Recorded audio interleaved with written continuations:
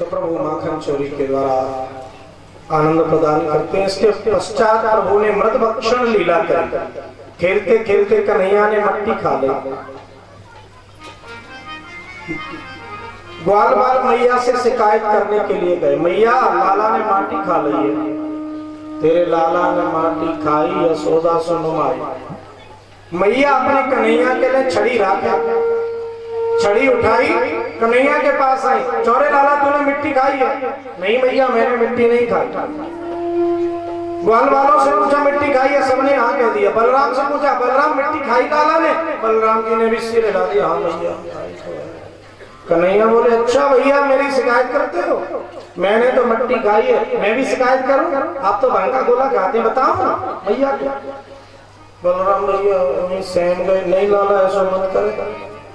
तो फिर मैया को सफाई दो कि मैंने माटी ना खाई। मैया अब जाने खाई ना खाई तो यही को पूछ ले। अच्छा कन्हैया तू बता खाई के नहीं? नहीं भैया नहीं खाई। बोले सब तो कह रहे हैं, सब झूठे। ना हम भक्षित बानम्ब सर्वे मिथ्या विशंसिनः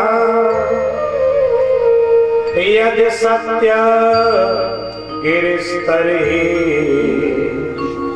समक्षं पश्य मे। मैया मैंने माटी नहीं खाई, जे सब झूठ बोल रहे हैं और तो को भरोसा ना है तो मेरा मुंह देख ले। मैया बोली हाँ लाला जी बात ठीक है, तू मुंह खोल। प्रभु ने अपना मुखार बिंद खोलो और जैसे ही कन्हैया ने अपना मुख खोलो, मैया ने दृष्टि डाली। क्या देखती है कन्हैया के मुंह में? आकाश, पाताल, पृथ्वी, नदी, पर्वत, सारा ब्रह्मांड लाला के मुखमंडल में दिखाई दिया।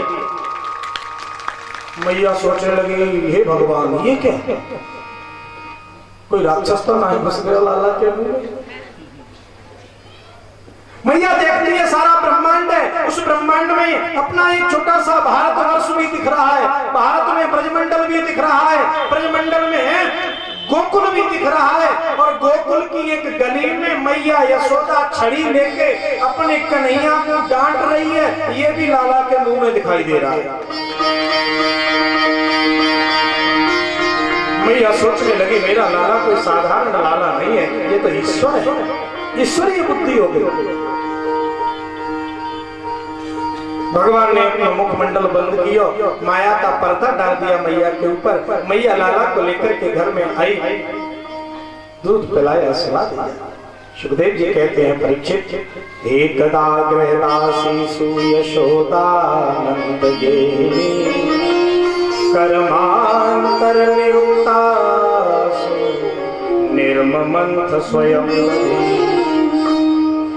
एक दिन का प्रसंग है, प्रातः काल का समय है। मैया यशोदा अपने लाला के लिए मक्खन निकाल रही। लाला सो रहे थे, लाला की नींद खुली। नींद खुलते ही लाला रोने लगी। मैया ने देखा कन्हैया जाके आया, भूखा होगा, दूध पिला देती। मैया ने दधी मंथन तो बंद किया और लाला को गोद में उठाया, दूध पिलाने लगे। कन्हैया को दूध पिला रहे हैं, इधर में चूल्हे पे दूध गर्म होने के लिए रखा था मैया ने। वो दूध गिरने लगा अग्नि में, उबलने लगे। जानते हैं वो दूध क्यों उबल रहा है? उस दूध का बड़ा पवित्र भाव है, बहुत सुंदर भाव। वो दूध सोच रहा है कि ये परमात्मा तो मैया का दूध पी करके तृप्त हुआ जा रहा है, कन्हैया तो मैया का दूध पी करके पेट भर लेंगे, अब मेरा क्या होगा? और अगर मैं भगवान के काम नहीं आ सका तो मुझे इस अग्नि में जल के भस्म हो जाना चाहिए। कितना सुंदर भाव है। अगर मैं काम नहीं आया प्रभु के, मुझे जल जाना चाहिए। सज्जनों थोड़ा सा विचार करें, क्या हमारे अंदर कभी ऐसी भावना जागृत होती है कि हम किसी के काम आ जाएं?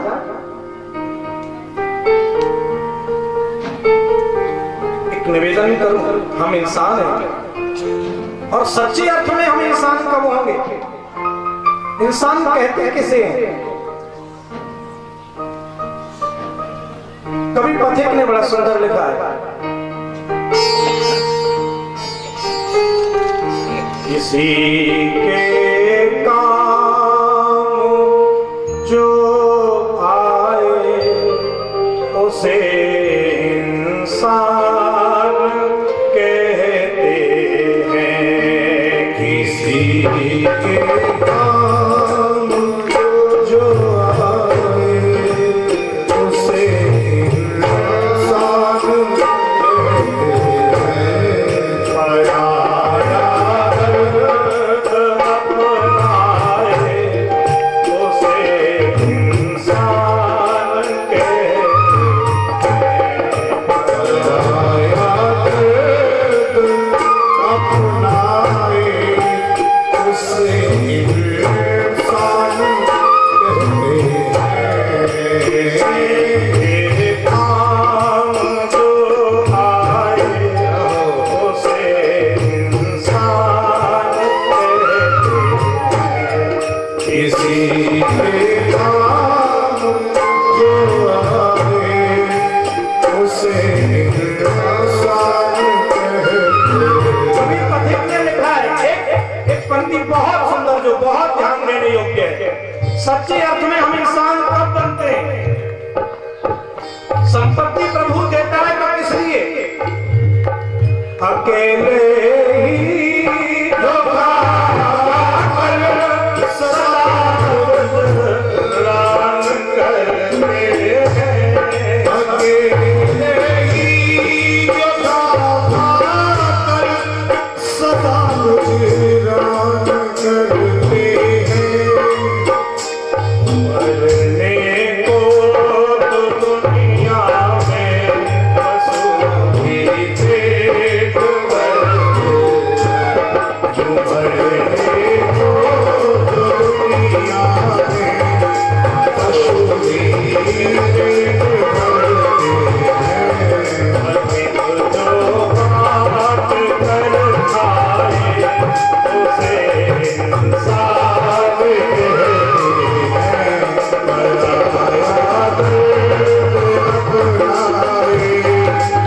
उसे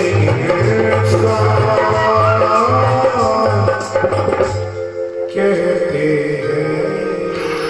बहुत सुंदर पंक्ति लिखी पथिक जी ने, किसी के काम जो आए उसे इंसान कहते हैं। पराया दर्द अपनाए उसे इंसान कहते हैं। अगर हम किसी के काम आ जाएं तो सच्चे अर्थ में इंसान हैं। हो सके तो किसी रोते हुए के आंसू पहुंच दें, इंसान बन जाएंगे। लेकिन न पहुंच सके तो कोई बात नहीं, किसी हंसते हुए को रुला देना ये हमारा कोई अधिकार नहीं है। अकेले ही जो खा खा कर सदा गुजरान करते हैं। यूं भरने को तो दुनिया में पशु भी पेट भरते हैं। अगर हम अपने लिए जिए सज्जनों तो क्या जिया हमने? आज हमारे पास संपत्ति बढ़ गई, बहुत सारे साधन बढ़ गए, लेकिन हम कितने विचार कितने छोटे हो गए। थोड़ा विचार करें सज्जनों, बहुत कड़वा सच है। पहले लोगों के पास बहुत छोटा घर होता था। गांव में आप देखते होंगे एक कमरे का घर, 6 भाई, 6 भाई का परिवार उस एक कमरे के घर में, और छप्पर सामने पड़ा होता था।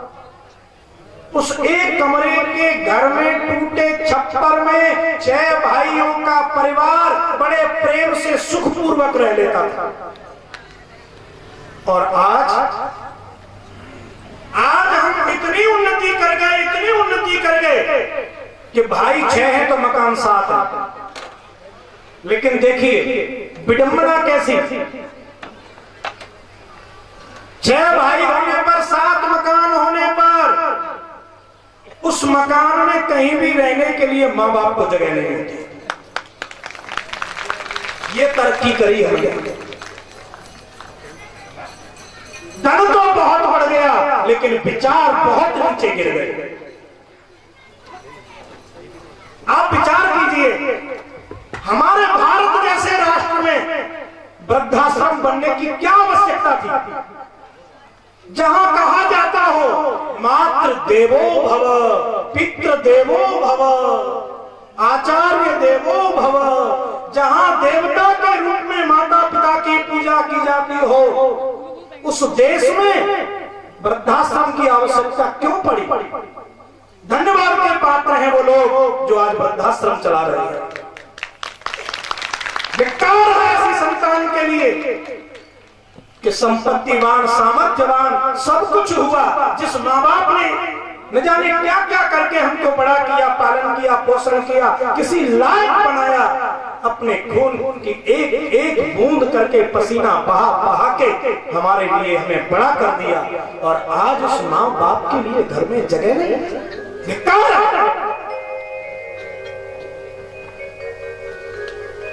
फिर हम कहते हैं हम इंसान हैं। कलंक है इंसान के नाम पर वो लोग जिनके माँ बाप वृद्धाश्रम में रहने के लिए मजबूर हैं।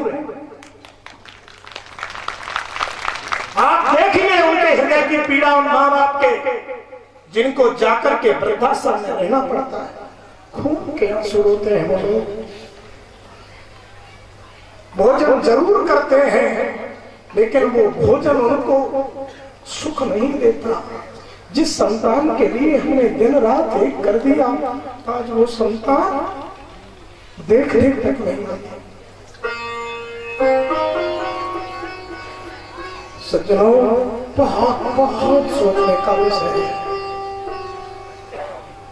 और कथा सुनना तभी सार्थक है जब कथा को हम जीवन में उतारा।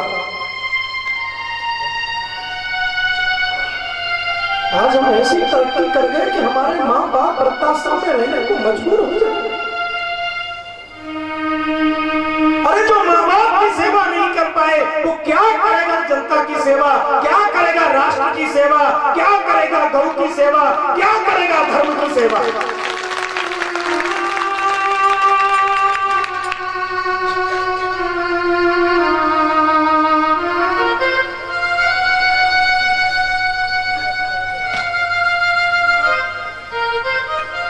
हमें इंसान बन जाना चाहिए, इंसान बन जाना चाहिए।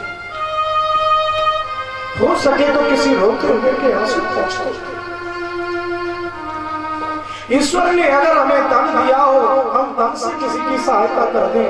अगर स्वस्थ तन दिया हो, हम तन से किसी की सहायता कर दें, हम तन से किसी के काम आ जाए। ईश्वर ने अगर थोड़ी बुद्धि दी हो, हम बुद्धि से सही तरह से किसी का मार्गदर्शन कर दें। ईश्वर हमें कुछ इसलिए देता है कि हम किसी के काम आ जाए। आप देखते दिवाली का त्योहार आता है हमारे यहाँ, कितने धूमधाम से हम लोग दिवाली मनाते हैं। कई माँ बाप तो अपनी संतान को इतना चाहते हैं, इतना चाहते हैं, इतना चाहते हैं कि 20,000 के पटाखे लाके दे देते हैं, बेटा लगा दे आप। लेकिन कभी विचार ये आता है कि देख लो पड़ोसी के बेटे आज दिवाली के दिन भूखे तो नहीं बैठे। 20,000 में आग लगा रहे हो, अरे 20 की जगह तुम 10 में लगा दो, 15 में लगा दो, वो 5,000 किसी गरीब को भोजन करा दो, उसके बच्चे भी दिवाली मना सकते हैं। क्यों नहीं सोचते हम? अपने बेटे को पढ़ने के लिए हम अमेरिका भेज देंगे, लाखों रुपए बहा देंगे। बेटा तू चिंता मत करना, पैसे को पानी की तरह बहा दूंगा, तू डॉक्टर बन के लौटना। जानते हैं क्यों? वो जानता है मैं पैसे को पानी की तरह बहा रहा हूं, मेरा बेटा लौट के पानी के पैसे बनाएगा। कभी ये भी सोचते हैं कि मेरे मोहल्ले में एक बच्चा ऐसा रहता है जो पढ़ना चाहता है, बहुत योग्य है, बहुत तेजस्वी है, लेकिन माँ बाप बहुत गरीब है। क्या मैं उसे पढ़ा नहीं सकता? क्या मैं उसे एक 200 रुपए की पुस्तकें खरीद के नहीं दे सकता कि उसका बच्चा भी पढ़ ले? हमारे विचार बहुत गिर गए, हमारा मन बहुत छुटा हुआ है। जागने की जरूरत है समाज को।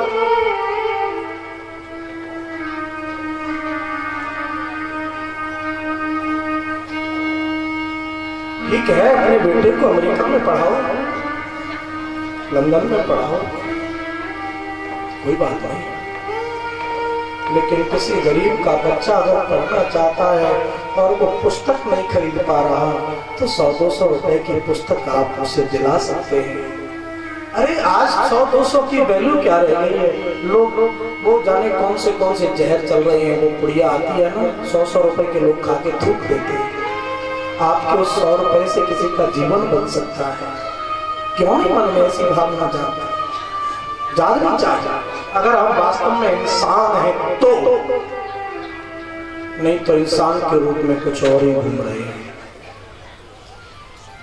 तो दूध का बहुत पवित्र भाव है सज्जन। तो सोच रहा है अगर मैं प्रभु के काम में आया तो मुझे इस अग्नि में जल के भस्म हो जाना चाहिए। मैया यशोदा की दृष्टि पड़ी दूध के ऊपर, दूध निकल रहा है। मैया ने लाला को जल्दबाजी में जमीन पर पटक दिया और दूध उतारने के लिए गई। कन्हैया सोचने लगे बाहरी मैया या दूध के चक्कर में पूत कोई फेंक गई। अरे ये दूध किस लिए, हमारे लिए, जब हमें ही फेंक गई तो या दूध को कहा हो। लाला में थोड़ा सा गुस्सा आया और लाला ने एक पत्थर पर टुकड़ा उठाया, आंगन में दही भांड रखे हैं, दही के मटके रखे हैं। कन्हैया ने एक एक करके सारे तोड़ दिए। मैया लौट के आई, दूध उतार के देखा दही भांड टूटे पड़े हैं। मैया समझ गई वह कन्हैया की करामात है। मैया ने अपनी छड़ी उठाई, कहाँ है रे कन्हैया। कन्हैया ने देखा मैया छड़ी लेके आ रही है, कन्हैया भागने लगे। अब आगे आगे कन्हैया भाग रहे, पीछे पीछे मैया दौड़ रही है। दौड़ते दौड़ते मैया थक गई। कन्हैया ने सोचा पकड़ जाना चाहिए, तो प्रभु स्वयं खड़े रह जाते हैं और मैया पकड़ लेती है, खींच करके लाई और रस्सी मंगाई। रस्सी से उखत से कन्हैया को बांधने लगी। सारी रस्सी लपेट दी, रस्सी 2 अंगुल छोटी पड़ गई। दूसरी रस्सी मंगाई, वो भी 2 अंगुल छोटी पड़ गई। एक तीसरी रस्सी मंगाई, वो भी 2 अंगुल छोटी पड़ गई। बहुत सारी रस्सियां लपेटी, रस्सी हर बार 2 अंगुल छोटी पड़ जाती। 2 अंगुल रस्सी छोटी क्यों पड़ रही है। भगवान की 2 शक्ति हैं, ऐश्वर्य शक्ति और माधुर्य शक्ति। ऐश्वर्य शक्ति तो ये कह रही है कि ईश्वर है और ईश्वर किसी के बंधन में नहीं आता। माधुर्य शक्ति कह रही है ईश्वर होगा तेरा, मैया यशोदा का बेटा है, इसको बंधना ही पड़ेगा। तो दोनों शक्तियां आपस में लड़ रही है, इसलिए रस्सी 2 अंगुल छोटी पड़ जाती है। एक बहुत सुंदर भाव है संतों का, भगवान को बांधने के लिए 2 वस्तुओं की आवश्यकता है, भक्ति और वैराग्य। जब तक ये 2 वस्तु नहीं आएंगे तब तक परमात्मा बंधन में नहीं आता। प्रभु ने देखा मैया थक गई है तो स्वयं कृपा करके बंधन में आ जाते हैं। मैया ने कन्हैया को बांध दिया, घर के कामकाज में लग गई। कन्हैया ने सामने दृष्टि डाली, मार्ग में यमलार्जुन के 2 वृक्ष दिखाई दे रहे हैं। कन्हैया ने सोचा इनका भी तो उद्धार करना। प्रभु ने थोड़ा सा बल लगा करके उखल को उखाड़ लिया, घसीटते हुए ले गए, दोनों वृक्षों के बीच में अटकाया, थोड़ा सा बल लगाया और दोनों वृक्ष धड़ाम से गिर पड़े। उन वृक्षों की जड़ में से 2 दिव्य पुरुष निकले, प्रभु को प्रणाम करके अंतर्धान हो गए। राजा परीक्षित ने निवेदन किया, गुरुदेव ये तो पुरुष कौन निकले वृक्षों में से। सुखदेव जी कहते हैं परीक्षित ये दोनों कुबेर के पुत्र हैं, नलकुबर और मणिग्रीव। भगवान रुद्र के अनुचर थे। कैलाश पर्वत पे अप्सराओं के साथ में विहार कर रहे थे, निर्वस्त्र अवस्था में थे। एक बार नारद जी महाराज वहां गए और इस अवस्था में देखा तो नारद जी ने श्राप दे दिया कि तुम जड़ की तरह से खड़े हुए हो, जाओ नीचे जाकर के वृक्ष हो जाओ। जब क्षमा याचना की तो नारद जी ने कृपा करके आशीर्वाद दे दिया कि जाओ भगवान श्री कृष्ण के द्वारा तुम्हारा उद्धार होगा। कहते हैं वही नलकुबर और मणिग्रीव यहाँ यमलार्जुन के वृक्ष बने और आज भगवान ने उन दोनों का उद्धार किया। अब मैया यशोदा को क्रोध शांत भयो, सोचा चलो जाके कन्हैया को खोल दो। खोलने के लिए आए तो कन्हैया तो मिले ही नहीं, उगल भी नहीं। गौशाला में गए, नंद बाबा को जाके बताया कन्हैया कहाँ है, ढूंढ के लाओ। नंद बाबा ढूंढने गए, देखा मार्ग में यमलार्जुन के वृक्ष पड़े हैं, पास में कन्हैया। नंद बाबा ने जाके पूछे, अरे भैया ये वृक्ष कैसे गिर गए, कोई आंधी तूफान तो चला नहीं? बालकों ने बता दिया, बाबा कन्हैया ने दोनों वृक्ष गिरा दिए और इन वृक्षों की जड़ में से दो पुरुष निकले थे जो कन्हैया के पैर छू के पता नहीं कहां चले गए। नंद बाबा बोले, चल जाने क्या बकवास करते रहते, कन्हैया भी कहूं वृक्ष गिराए सकते। नंद बाबा नहीं जानते अपने लाला को प्रभाव। लौट करके कन्हैया को लेकर के आए, मैया ने दूध पिलाया। सुखदेव जी कहते हैं, परीक्षित एक दिन मैया यशोदा के पास जाकर के कन्हैया निवेदन करते हैं, मैया अब तो हम बड़े हैं गए, हमें गौ चराने को भेजो। मैया यशोदा बोली, लाला तुम गाय छोड़ो, तुम अभी बछड़े चराओ, अभी छोटे हैं। तो प्रभु बछड़े चराने के लिए जाने लगे। अच्छा, अब भगवान श्री कृष्ण गोकुल छोड़ के वृंदावन में आकर के निवास करने लग गए, क्योंकि गोकुल में तो कंस के द्वारा भेजा हुआ कोई दैत्य आता ही रहता है, नई नई विपत्ति आती रहती है। नंद बाबा ने एक दिन मीटिंग करी, सारे गोपों को बुलाया और कहा, भैया जहाँ हमारे कन्हैया पे ही संकट हो ऐसी जगह पे रह के हम करेंगे कहा। तो सर्वसम्मति से वृंदावन में आकर के रहने लगे। भगवान बाल कृष्ण प्रभु बाल वालों के साथ बछड़े चराने के लिए जाते हैं। घर से अपने अपने से दोपहर का भोजन लेके जाते हैं। मध्याह्न काल यमुना तट पर बैठ करके भोजन कर रहे हैं। ग्वालवाल कन्हैया से बहुत स्नेह करते हैं। सब ग्वालवाल अपना अपना भोजन खोलते हैं, बीच में कन्हैया बैठ गए और भगवान को भोजन करा रहे हैं ग्वालवाल सब। मनसुका, श्रीदामा, सुदामा सब बैठे। श्रीदामा बोला, कन्हैया देख मेरे यहाँ से कड़ी भात आया है, खाके तो देख कितना स्वादिष्ट है। भगवान उसके साथ खाने लगे। श्रीदामा कहता है भगवान उसके साथ भी खाने लगे। आज मनसुका कुछ लाया नहीं था घर से। कन्हैया बोले, लाला तू कुछ ना लाओ मनसुका। मनसुका बोला, कन्हैया मैं तो आज कुछ लाया ही नहीं। कन्हैया बोले, आज हमें तो तेरे ही घर को खाना, कुछ लेके आ जा। मनसुका गया घर, अपने मैया से जाकर के कहता है, मैया आज कन्हैया कहता है कि तेरे घर का भोजन करना है हमें, कछु बनायो हो तो दे। मैया बोली, अभी तक तो लाला कछु बनावा ना है, देख ले कछु हो तो। एक मटकी में 3 दिन पुरानी छाछ पड़ी हुई है, 3 दिन पुराना मट्ठा।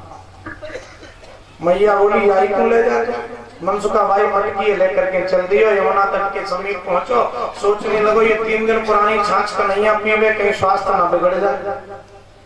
लेकिन अब मांग रहे हो तो करूंगा। मनसुका के मन में भाव आयो, ऐसा करूं या 3 दिन पुरानी छाछ को मैं पी लेता हूँ, मटकी तोड़ दूंगा, कन्हैया से कह दूंगा मेरी मैया ने तेरे लिए बड़ी अच्छी लस्सी भेजी थी पर मटकी फूट गई। और ये सोच के मनसुका ने पीना शुरू किया। मनसुका तो भूल ही गए, वो तो सब जाने।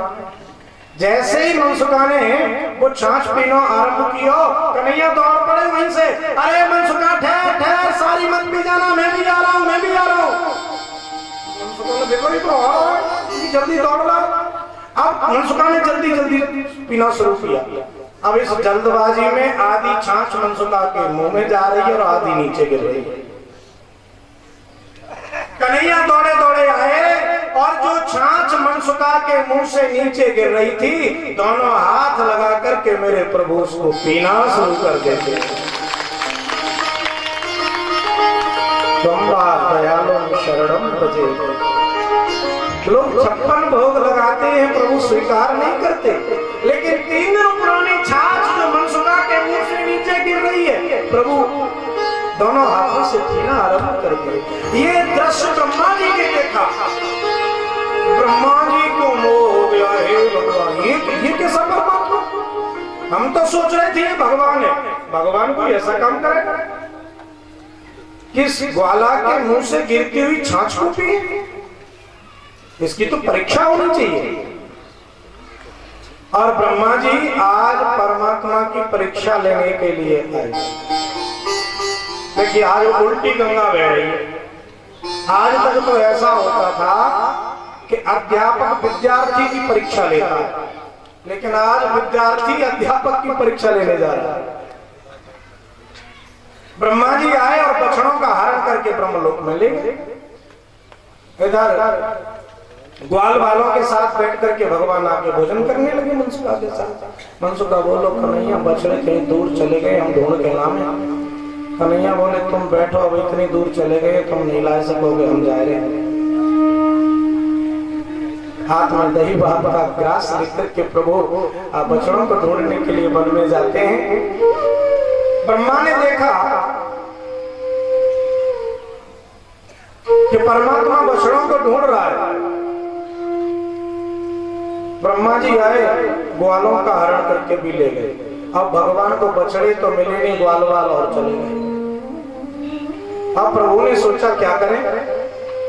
ब्रजवासी पूछेंगे हमारे ग्वाल वाल बछड़े हैं कहां, तो ये तो कहेंगे नहीं कि ब्रह्मा ले गए। अब तो कुछ करना होगा। तो प्रभु ने स्वयं ही बछड़ों का रूप धारण किया और स्वयं ही ग्वाल वालों का रूप धारण कर लिया। जितने जैसे जिसके बछड़े थे स्वयं प्रभु बन गए। ब्रह्मा ने सोचा अब चल के देखूं तो सही क्या कर रहा है परमात्मा। आकर के देखा ग्वाल वाल बैठे हुए हैं, भोजन कर रहे हैं, बछड़े आराम से घास चल रहे हैं। सोचते हैं ये ब्रज में अगर बछड़े ग्वाल वाल हैं तो फिर ब्रह्मलोक में कौन है। दौड़े दौड़े गए, वहां भी बछड़े ग्वाल वाल, यहाँ भी बछड़े ग्वाल वाल। पूरा 1 साल हो गया। ब्रह्मा का मोह दूर हुआ, प्रभु के चरणों में आकर के गिर पड़े और भगवान की पावन स्तुति की ब्रह्मा ने 40 श्लोकों के द्वारा। नौमीप्यते प्रभपुषे तडितंबराय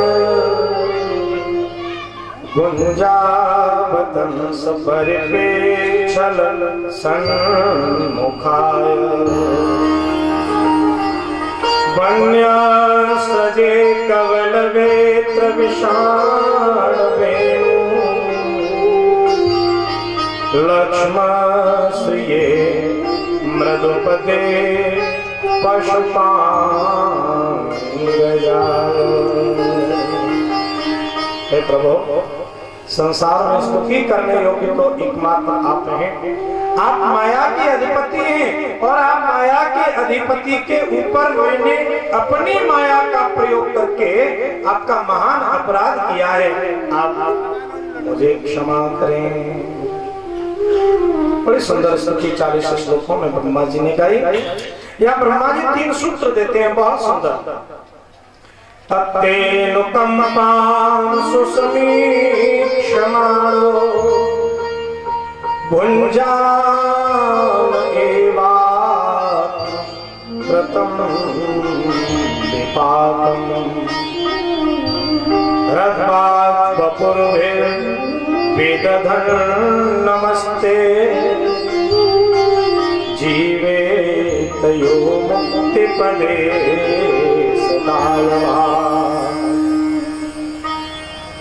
बहुत सुंदर 3 सूत्र दिए हैं ब्रह्मा जी ने।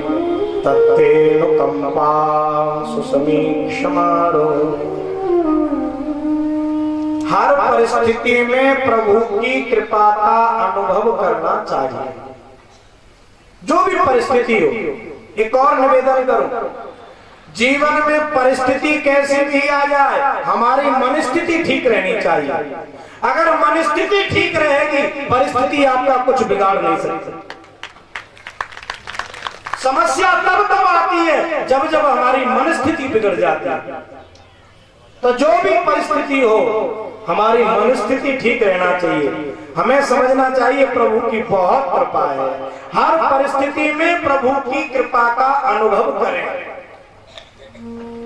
हमने कुछ मांगा वो मिल गया, भगवान की बहुत कृपा। हमने मांगा नहीं मिला, डबल कृपा। शायद इसी में हमारा कल्याण होगा, इसलिए प्रभु नहीं दे रहे हैं, क्योंकि परमात्मा हमेशा हमारे साथ वही करते हैं जो हमारे हित में होता है। अगर हर परिस्थिति में हम प्रभु की कृपा का अनुभव करने लग जाएं, सारी समस्या समाप्त हो जाएगी। भुंजान एवात्मकृतं विपाकम्। और जीवन में जो भी सुख दुख आता है ना, वो हम हमारे किए हुए कर्म फल को तो भोगते हैं। क्योंकि कोई किसी को सुख या दुख देता नहीं है। सुखस्य दुःखस्य न कोपि दाता। तुलसी जी ने कहा है ना, कौन का सुख दुख करता,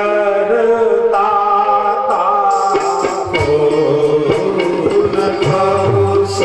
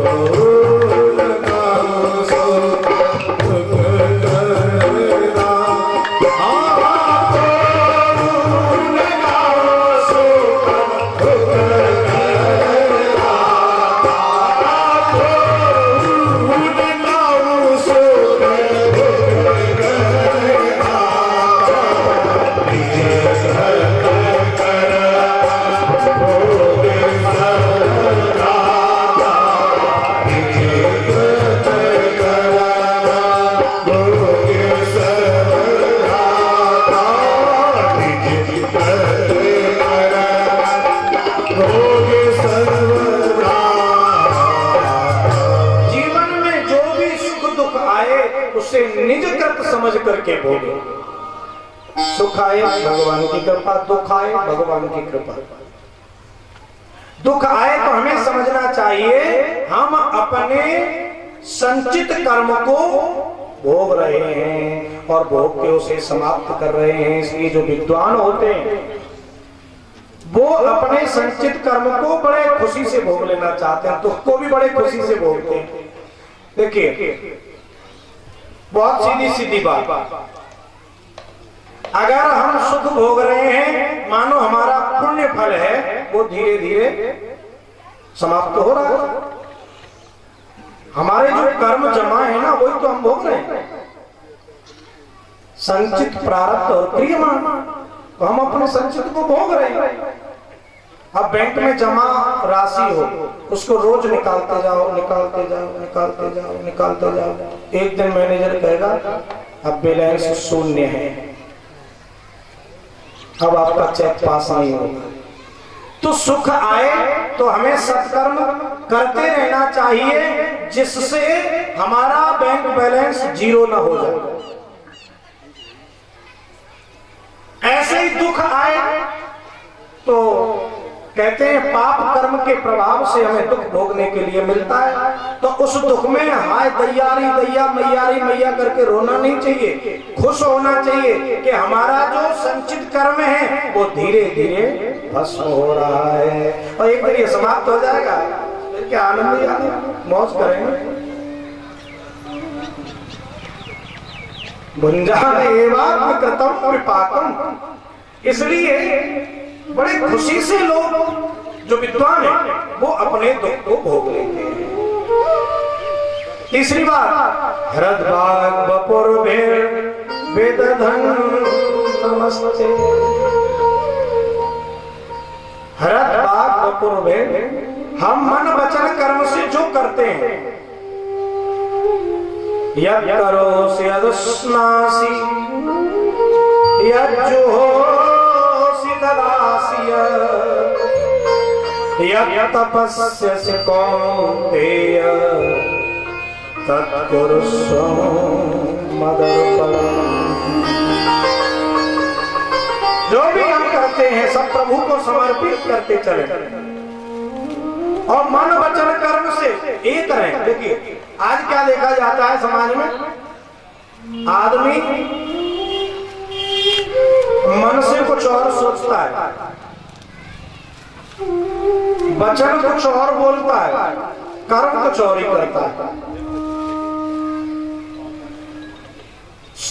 सोचता कुछ है, बोलता कुछ है करता कुछ और ही है। तो कम से कम भगवान के सामने तो ऐसे हो जाए।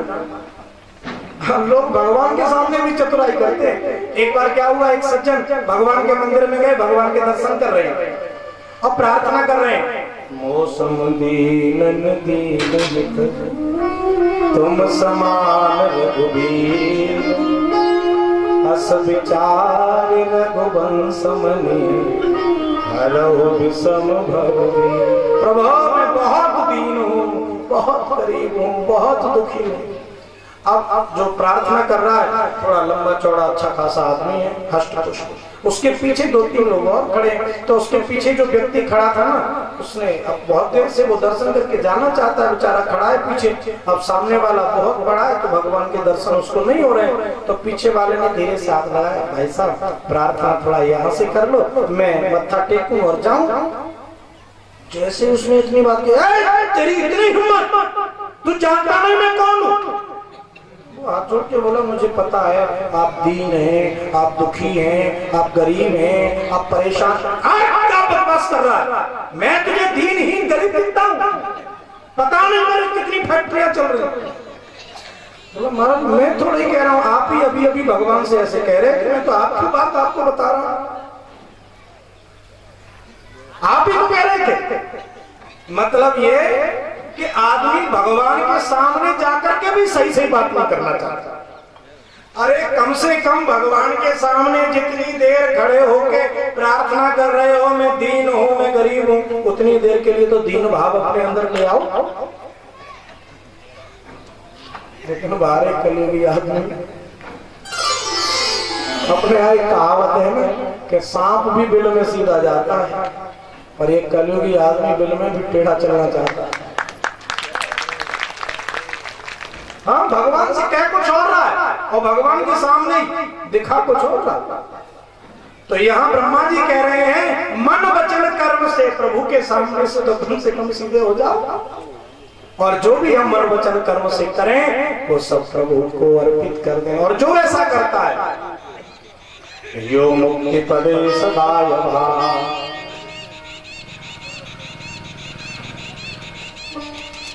प्रभु की कृपा प्राप्त हो जाती है, उसे मुक्ति का अधिकार। भगवान की ब्रह्मा ने बहुत सारी स्तुति की, लेकिन भगवान कुछ बोले नहीं ब्रह्मा से। अब ब्रह्मा जी ने सोचा कि भगवान की स्तुति करने से कुछ काम नहीं बन रहा है, तो ऐसा करते हैं भगवान के ब्रजवासी भक्तों की स्तुति करते हैं। अहो भाग्यम अहो भाग्यम नंद यन्मित्रं परमानंदम पूर्णं ब्रह्म सना। धन्य है ब्रजवासी जिनके मित्र साक्षात भगवान श्री कृष्ण बने, साक्षात परमात्मा जिनका मित्र बने। भाग्यशाली है। प्रभु अब तो एक कृपा करो, मुझे भी इस ब्रज का कोई ग्वाला बना। कर जोरे ब्रह्मा खड़े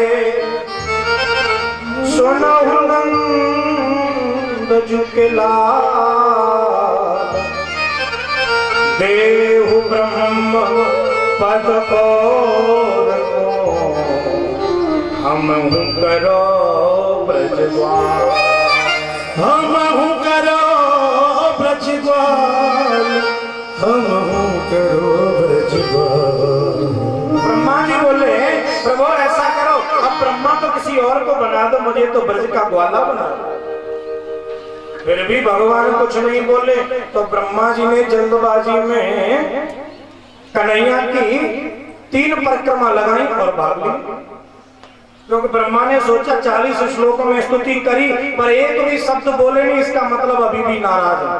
और जब बड़ा अफसर नाराज हो तो छोटे अधिकारी को फिर ज्यादा देर सामने रहना ठीक नहीं। पता नहीं जाने कौन सा दंड मिल जाए। तो ब्रह्मा जी भाग लिए, जल्दबाजी में 3 परिक्रमा करी, जबकि भगवान नारायण की भगवान विष्णु की 4 परिक्रमा का विधान है। हाँ, किसकी कितनी परिक्रमा देनी चाहिए ये भी एक पद्धति है। एका चंद्रहारवो सप्त तिस्रः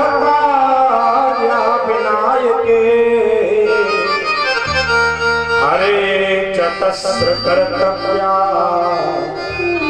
शिवस्यार्धं परिक्रमा। दुर्गा जी की एक, सूर्य नारायण की 7, गणेश भगवान की 3 और भगवान राम, भगवान कृष्ण, भगवान विष्णु, ये 4 परिक्रमा। और भोले बाबा की तो आधी परिक्रमा करनी चाहिए। जहां जलेरी से जल निकलता है ना जी, कभी उसका उल्लंघन नहीं करना चाहिए। लेकिन ब्रह्मा जी डर के मारे 3 ही परिक्रमा करके भाग गए।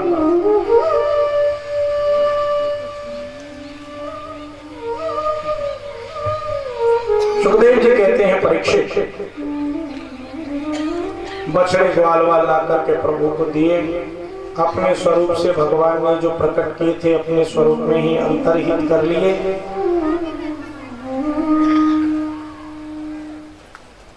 प्रभु ब्रज में गए। आचार्य सुखदेव कहते हैं, परीक्षित, एक बार का प्रसंग है। भगवान ने भगवत प्राप्ति के उद्देश्य से ब्रज कन्याएं कात्यायनी देवी का पूजन करती हैं यमुना पर। भगवान उनके चीर को चुरा लेते हैं। तो प्रश्न उठता है, क्यों चीर चुराते हैं प्रभु? गोपी कौन है जीव और कृष्ण कौन है परमात्मा? ये गोपी रूपी जीव जब परमात्मा की प्राप्ति के लिए साधना करता है तो ये माया रूपी वस्त्र बीच में अटकता है जो प्रभु से मिलने नहीं देता। तो भगवान माया रूपी वस्त्र को चुरा लेते हैं।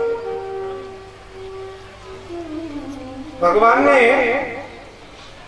काली दह के जल को पवित्र किया है, काली नाग को नाथ करके, और गोपियों का चीर हरण किया है। इसके बाद यज्ञ पत्नियों पर कृपा की है। अब आइए, बड़े पावन यज्ञ की कथा आती है जो सुखदेव जी सुना रहे हैं। राजा परीक्षित, ब्रजवासी इंद्र यज्ञ की तैयारियां कर रहे हैं। भगवान पितत्रैव बलदेवेन संयुतः अपश्य निवसत गोपा इंद्रयाग्रतो जना। कृष्ण बलराम बड़े आनंद पूर्वक ब्रज में रह रहे हैं।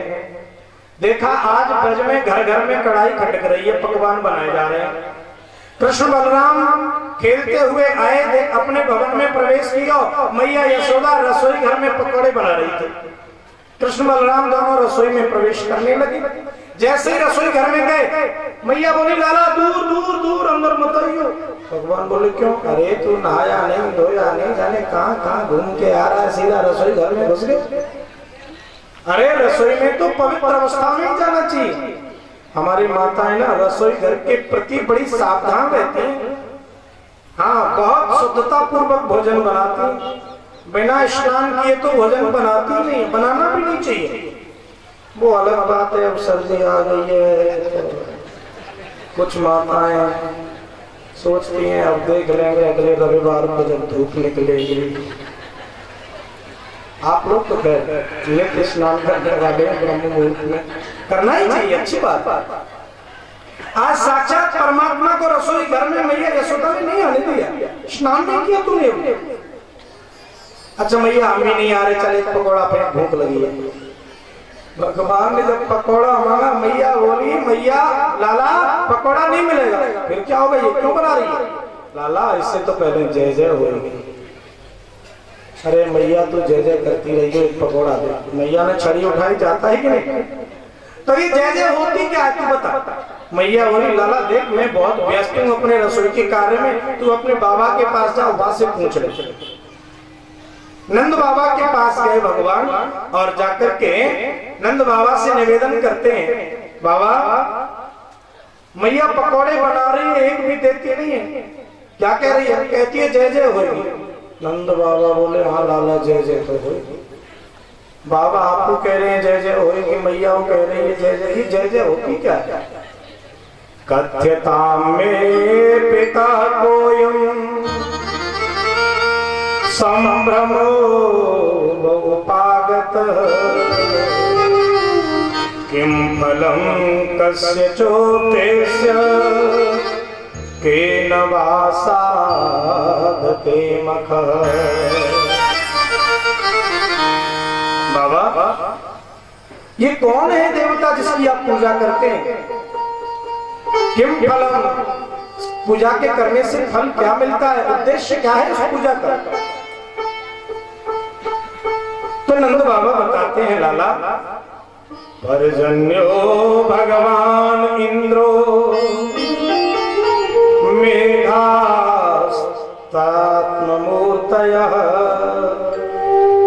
ते विवर्षन्ति भूतानां पीडनं जीवनं पयः। लाला, हम इंद्र की पूजा करते हैं और वो इंद्र मेघों के राजा हैं। हमारी पूजा से प्रसन्न होते हैं तो वो वर्षा करते हैं। जब वो वर्षा करते हैं तो हम पृथ्वी से नाना प्रकार के धान्य उत्पन्न करते हैं, जिससे अपने गौओं का पालन करते हैं, परिवार का पालन पोषण करते हैं।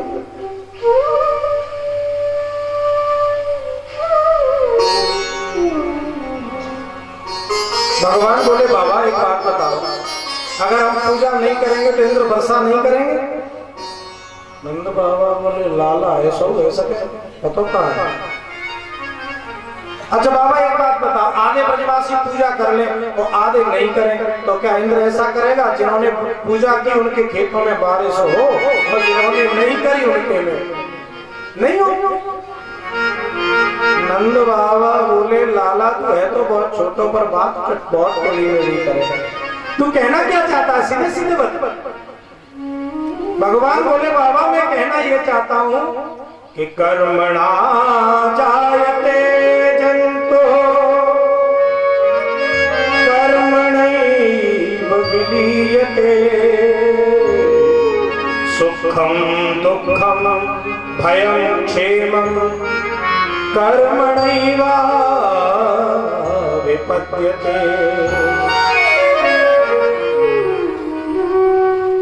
कोई किसी को सुख दुख नहीं, सब कर्म से प्राप्त होता है। आप जिस इंद्र की बात कर रहे हैं वो इंद्र आपने कभी देखा? देखा तो नहीं है लाला। देखोगे कहां से, है ही ना। जो पकौड़ा बन रहे हैं आपका इंद्र खाता है क्या? बोले नहीं खाते तो हम ही, खाएगा भी कहां से, है ही ना। अरे लाला तो सीधा सीधा बता, कहना कहा चाहे। भगवान बोले, बाबा मैं कहना ये चाहता हूँ, हम ब्रजवासी वन पर्वतों में रहते हैं, हमारे ये प्रधान देवता तो वन और पर्वत हैं। अगर पूजा करनी है हमको तो हमें इन वन और पर्वतों की पूजा करनी चाहिए। मतलब आज भगवान प्रकृति के पूजन की बात कर रहे हैं। बहुत अच्छा संदेश दिया है भगवान श्री कृष्ण ने कि प्रकृति को बचाओ तो तुम बचे रहोगे। आज आदमी प्रकृति को नष्ट करता जा रहा है और उसका परिणाम आप देख रहे हैं। जब बारिश होनी चाहिए तब बारिश नहीं होती, जब सर्दी पड़नी चाहिए तब सर्दी नहीं पड़ती, जब गर्मी होनी चाहिए तो गर्मी नहीं होती। क्यों? उसमें किसी का दोष नहीं, हम दोषी हैं। हम प्रकृति को नष्ट करते जा रहे हैं। हमेशा स्मरण रखना चाहिए, प्रकृति कभी माफ नहीं करेगी। इसलिए हम प्रकृति को बचाएं, वन और पर्वतों को बचाएं नष्ट होने से। आज जिसको जरूरत लगती है वृक्ष काट देता है, लगाने की कोई कोशिश नहीं करता। अगर किसी परिस्थिति में हमें कोई एक वृक्ष काटना पड़े तो उसके बदले पहले 10 वृक्ष लगा दो। तो समझो हम कृष्ण की पूजा करते हैं, वो पूजा सार्थक है, क्योंकि कृष्ण ने जो संदेश दिया है हमें, वो हमें जीवन में उसका पालन करना चाहिए। प्रकृति पूजन की बात प्रभु ने की। नंद बाबा से कहते हैं, बाबा हमारे प्रधान देवता तो ये वन और पर्वत हैं, इनकी पूजा हमें करनी चाहिए। नंद बाबा बोले, लाला तेरे गोवर्धन की पूजा करने को हम तैयार तो हैं पर्वतों को, पर एक बात है, हम अपने देवता की पूजा छोड़ के तेरे गोवर्धन की पूजा करेंगे तो पक्का समझ ले हमारा देवता इंद्र हमसे नाराज हो जाएगा।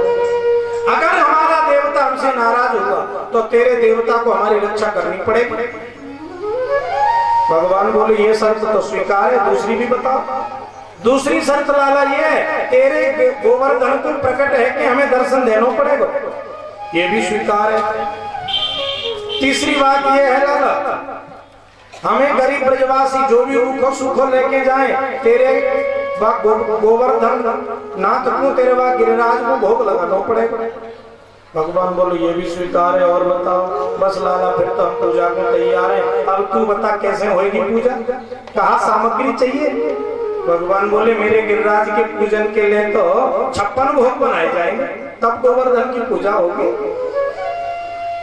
अजय नंद बाबा ने तो ढिंढोरा पिटवाई दियो वृंदावन में, सब ब्रजवासी गोवर्धन पूजा की तैयारी तो 56 भोग बना लो। और ब्रजवासी 56 भोग बनाते, जानते हैं क्या क्या बनाया, घर में भी ब्रजवासी तैयारी कर रहे हैं गोवर्धन पूजा। 56 भोग बनाए, खुरचन है खीर मोहन, खीर सायर खुरमी थी, खजला जलेबी कला कंद बालूशाही है। सुन के पानी आ गया। मोहन थार मेवा बाटी मठरी मसूर मां, एक रसगुल्ला संग रबड़ी सुहाई है, भुजिया नमकीन सेव गठिया सकल पारे, भुजिया समोसा पापड़ पकौड़ी बनाई है। और मधुप श्याम नंद बाबा यशोदा सब सामग्री लेकर गिरिराज आज भोग में सजाई, भोग में सजाई है। आज भोग में बना 56 भोग, भुजिया समोसा पापड़ पकौड़ी कचौड़ी रबड़ी न जाने क्या क्या बना दिया ब्रजवासियों ने। 56 भोग बनाए, पूजा की सामग्री अपने अपने सकटों में बैलगाड़ियों में रखी, और सारे ब्रजवासी गाते बजाते नाचते कूदते हुए गोवर्धन में जा रहे हैं। आप भी मन से चलिए गोवर्धन, बहुत प्राचीन भजन है हमारे ब्रज का। मैं तो गोवर्धन को जाऊं मेरे दिए लाए मांगे मेरो कन्या, मैं तो गोवर्धन को। और जिनमाता को नाचना है अपनी घरों में नाचो, वहीं यहाँ आप प्लीज जहाँ आप खड़े बैठे वही खड़े हो जाए, कुछ चक्कर वही लगा लो। हाँ जी, मैं तो गोवर्धन को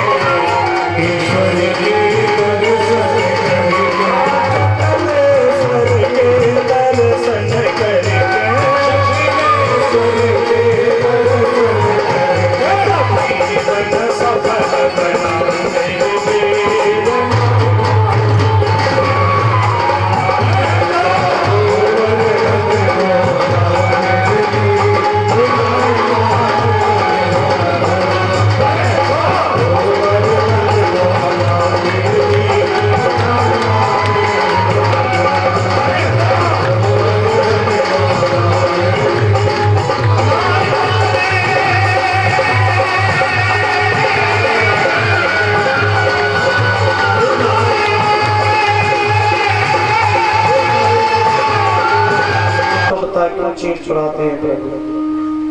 गोपी कौन है जीव और कृष्ण कौन है परमात्मा?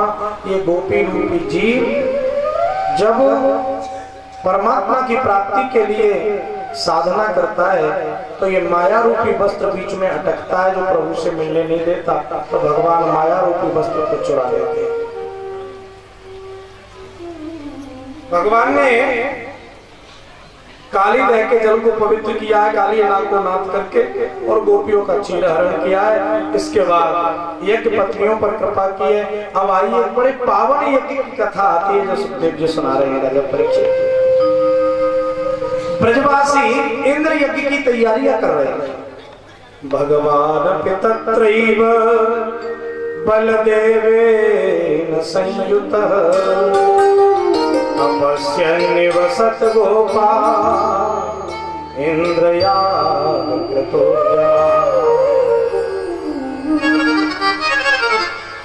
कृष्ण बलराम बड़े आनंद पूर्वक ब्रज में रह रहे हैं। देखा आज ब्रज में घर घर में कढ़ाई खटक रही है, पकवान बनाए जा रहे हैं। कृष्ण बलराम खेलते हुए आए, देख अपने भवन में प्रवेश किया। मैया यशोदा रसोई घर में पकौड़े बना रही थी। कृष्ण बलराम दोनों रसोई में प्रवेश करने लगे। जैसे ही रसोई घर में गए, मैया बोली लाला दूर दूर दूर अंदर मत आइयो। भगवान बोले क्यों? अरे तू नहाया नहीं, धोया नहीं, जाने कहां कहां घूम के आ रहा है, सीधा रसोई घर में घुस गए। अरे रसोई में तो पवित्र अवस्था में ही जाना चाहिए।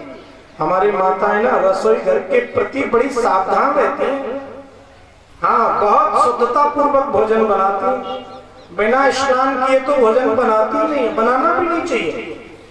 वो अलग बात है, अब सर्दी आ गई है, कुछ माताएं सोचती हैं अब देख लेंगे अगले रविवार को जब धूप निकलेगी। आप लोग तो लेके स्नान करने वाले ब्रह्म मुहूर्त में करना ही चाहिए, अच्छी बात। आज साक्षात परमात्मा को रसोई घर में मैया यशोदा ने नहीं आने दिया, स्नान नहीं किया तूने। अच्छा मैया हम भी नहीं आ रहे, चले पकौड़ा पे भूख लगी है। भगवान ने जब पकौड़ा मांगा, मैया बोली मैया लाला पकौड़ा नहीं मिलेगा। फिर क्या होगा, ये क्यों बना रही है? लाला इससे तो पहले जय जय होगी। अरे मैया तू जय जय करती रही है, पकौड़ा दे। मैया ने छड़ी उठाई, जाता है कि नहीं? तो ये जय जय होती क्या है तू बता। मैया बोली लाला देख मैं बहुत व्यस्त हूँ अपने रसोई के कार्य में, तू अपने बाबा के पास जा, वहां से पूछ ले। नंद बाबा के पास गए भगवान और जाकर के नंद बाबा से निवेदन करते हैं, बाबा मैया पकौड़े बना रही है, एक भी देती नहीं है, क्या कह रही है? कहती है जय जय होगी। नंद बाबा बोले हाँ लाला जय जय तो होगी। बाबा आपको कह रहे हैं जय जय होगी, मैया वो कह रही है जय जय, ही जय जय होती क्या है? कथ्यता में पिता कोयम संभ्रमो बहुपागत किम फलम कस्य चोतेस्य केन वा साधते मख। बाबा ये कौन है देवता जिसकी आप पूजा करते हैं? किम फलम, पूजा के करने से फल क्या मिलता है, उद्देश्य क्या है उस पूजा का? तो नंद बाबा बताते हैं लाला पर्जन्यो भगवान इंद्रो मेघास्तात्ममूर्तयः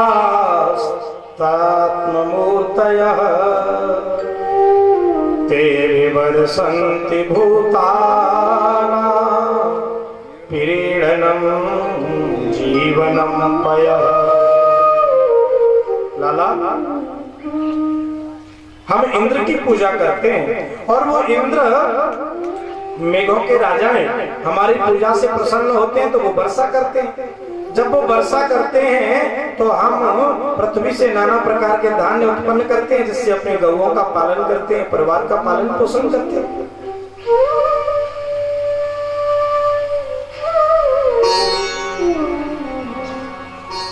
भगवान बोले बाबा एक बात बताओ, अगर हम पूजा नहीं करेंगे तो इंद्र वर्षा नहीं करेंगे? नंद बाबा बोले लाला ऐसा हो सके तो कहाँ है? अच्छा बाबा एक बात बताओ, आधे ब्रजवासी पूजा कर ले और आधे नहीं करें तो क्या इंद्र ऐसा करेगा? जिन्होंने पूजा की उनके खेतों में बारिश हो और जिन्होंने नहीं करी उनके में नहीं हो। नंद बाबा बोले लाला तू है तो बहुत छोटों पर बात बहुत बड़ी नहीं करेगा, तू कहना क्या चाहता है सीधे सीधे बता। भगवान बोले बाबा मैं कहना ये चाहता हूँ कि कर्मणा जायते जंतो कर्मणैव विलीयते सुखम दुःखम भयं क्षेमं कर्मणैव विपद्यते।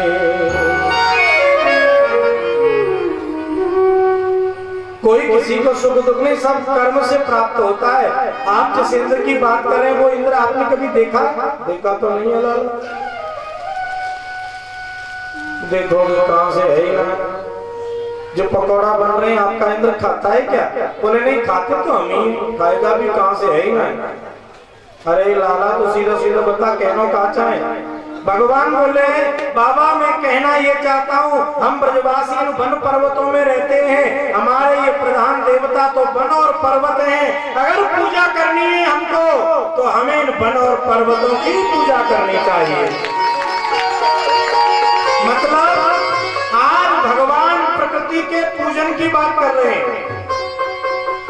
बहुत अच्छा संदेश दिया है भगवान श्री कृष्ण ने कि प्रकृति को बचाओ तो तुम बचे रहोगे। आज आदमी प्रकृति को नष्ट करता जा रहा है और उसका परिणाम आप देख रहे हैं। जब बारिश होनी चाहिए तब बारिश नहीं होती, जब सर्दी पड़नी चाहिए तब सर्दी नहीं पड़ती, जब गर्मी होनी चाहिए तो गर्मी नहीं होती। क्यों? उसमें किसी का दोष नहीं, हम दोषी हैं। हम प्रकृति को नष्ट करते जा रहे हैं। हमेशा स्मरण रखना चाहिए प्रकृति कभी माफ नहीं करेगा, इसलिए हम प्रकृति को बचाएं, वन और पर्वतों को बचाएं नष्ट होने से। आज जिसको जरूरत लगती है वृक्ष काट देता है, लगाने की कोई कोशिश नहीं करता। अगर किसी परिस्थिति में हमें कोई एक वृक्ष काटना पड़े तो उसके बदले पहले 10 वृक्ष लगा दो। तो समझो हम कृष्ण की पूजा करते हैं, वो पूजा सार्थक है, क्योंकि कृष्ण ने जो संदेश दिया है हमें, वो हमें जीवन में उसका पालन करना चाहिए। प्रकृति पूजन की बात प्रभु ने की। नंद बाबा से कहते हैं, बाबा हमारे प्रधान देवता तो ये वन और पर्वत हैं, इनकी पूजा हमें करनी चाहिए। नंद बाबा बोले, लाला तेरे गोवर्धन की पूजा करने को हम तैयार तो हैं पर्वतों को, पर एक बात है, हम अपने देवता की पूजा छोड़ के तेरे गोवर्धन की पूजा करेंगे तो पक्का समझ ले हमारा देवता इंद्र हमसे नाराज हो जाएगा। अगर हमारा देवता हमसे नाराज होगा तो तेरे देवता को हमारी रक्षा करनी पड़ेगी। भगवान बोले, ये शर्त तो स्वीकार है, दूसरी भी बताओ। दूसरी शर्त लाला ये है, तेरे गोवर्धन को प्रकट है कि हमें दर्शन देना पड़ेगा, ये भी स्वीकार है। तीसरी बात ये है लाला, हमें गरीब ब्रजवासी जो भी रूखो सूखो लेके जाएं, तेरे गोवर्धन नाथ को, तेरे वहां गिरिराज को भोग लगाना पड़ेगा। भगवान बोले, ये भी स्वीकार है, और बताओ। बस लाला फिर तो हम पूजा को तैयार है, अब तू बता कैसे होगी पूजा, कहाँ सामग्री चाहिए। भगवान बोले, मेरे गिरिराज के पूजन के लिए तो 56 भोग बनाए जाएंगे, तब गोवर्धन की पूजा होगी। अजय नंद बाबा ने तो ढिंढोरा पिटवाई दिया वृंदावन में, सब ब्रजवासी गोवर्धन पूजा की तैयारी करो, 56 भोग बना लो। और ब्रजवासी 56 भोग बनाते, जानते हैं क्या क्या बनाया? मैदान में भी ब्रजवासी तैयारी कर रहे हैं गोवर्धन पूजा की, 56 भोग बनाए। मुरचन है खीर मोहन, खीर सायर खुरमी थी, खजला जलेबी कला कंद बालूशाही है। सुनते पानी आ जाए। मोहन थार मेवा बाटी मठरी मसूर माँ, एक रसगुल्ला संग रबड़ी सुहाई है, भुजिया नमकीन सेव गठिया सकल पारे, भुजिया समोसा पापड़ पकौड़ी बनाई है। और मधुप श्याम नंद बाबा यशोदा सब सामग्री लेकर गिरिराज आज भोग में सजाई, भोग में सजाई है। आज भोग में बना 56 भोग, भुजिया समोसा पापड़ पकौड़ी कचौड़ी रबड़ी न जाने क्या क्या बना दिया ब्रजवासियों ने। 56 भोग बनाए, पूजा की सामग्री अपने अपने सकटों में बैलगाड़ियों में रखी, और सारे ब्रजवासी गाते बजाते नाचते कूदते हुए गोवर्धन में जा रहे हैं। आप भी मन से चलिए गोवर्धन, बहुत प्राचीन भजन है हमारे ब्रज का। मैं तो गोवर्धन को जाऊं मेरे लिए, लाए मांगे मेरो कन्या, मैं तो गोवर्धन को। और जिन माता को नाचना है अपनी घरों में नाचो, वहीं यहाँ आए प्लीज, जहाँ आप खड़े बैठे वही खड़े हो जाए, कुछ चक्कर वही लगा लो। हाँ जी, मैं तो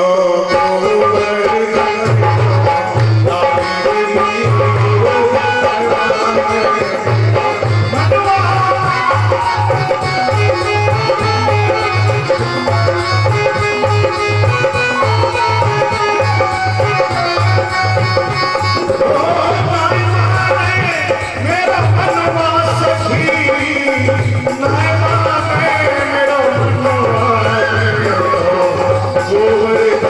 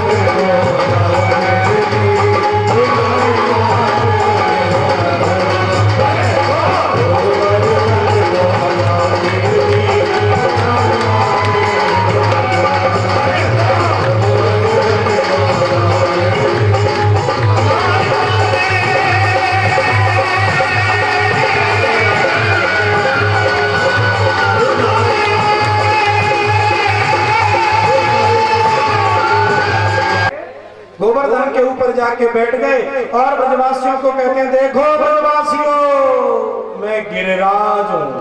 कन्हैया बोले, देख लो कन्हैया, गिरिराज महाराज प्रकट है, प्रणाम करो इनको, भगवान है। सब ब्रजवासियों से प्रणाम कराया और कन्हैया ने खुद भी प्रणाम किया अपने आप को। यशोदा बोली, लाला कन्हैया एक बात है, क्या? तेरे या गिरिराज को मुख और तेरो को बिल्कुल एक जैसो कैसे है गए? भगवान बोले, मैया एक बात बताऊं, मैं गाय चराने आजकल यही आता हूँ, तो जिस गाय का दूध मैं पीता हूँ ना, उसी गाय का दूध अपने देवता को पिलाया करता हूँ। अब एक ही गैया को दूध पिएंगे तो शकल तो एक जैसी है ही जाके।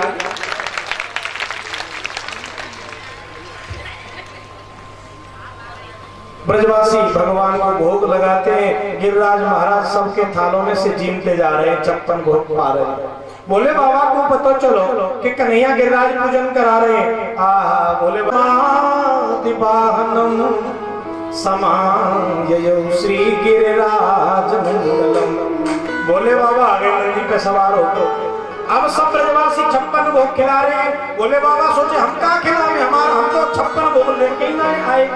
तो बोले, बाबा की झोली में एक भांग को लड्डू पड़ो, भांग को लड्डू निकालो और गिरिराज महाराज को भोग लगा दिया। अब ऐसा बतावे कि मीठो खा रहे हो कोई और फिर भांग खा ले, फिर तो साथ में आसमान पर नशा चढ़ जाता।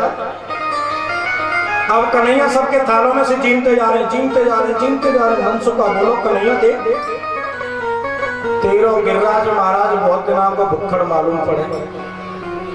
भैया सब खाते ही जा रहे हो। अरे जैसे तो हमारा देवता इंद्र ठीक था, बनता तो बहुत कुछ था, खाते हमी थे, ये जाने कब का भूखा है, खाई जा रहे, पता नहीं हमें हमारे लिए छोड़ेगा भी कि नहीं। कन्हैया बोले, ऐसे नहीं कहते, भगवान ही नाराज है जाके, आपको भी प्रसाद मिलेगा।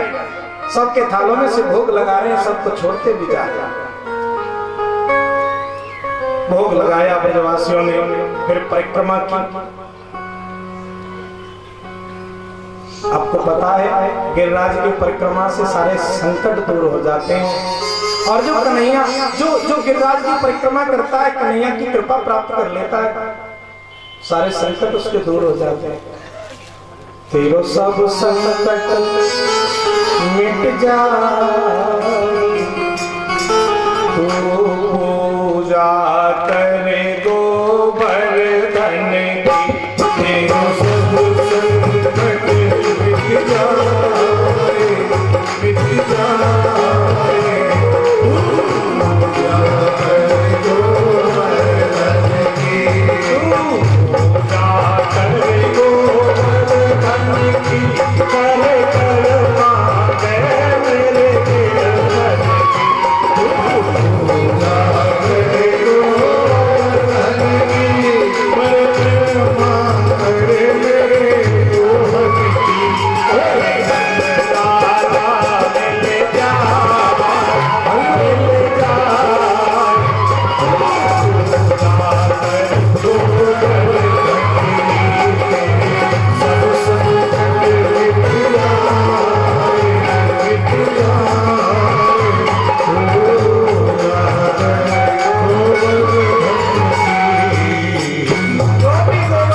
पूजा करता है, गिरिराज की परिक्रमा करता है, कन्हैया की कृपा प्राप्त हो जाती है।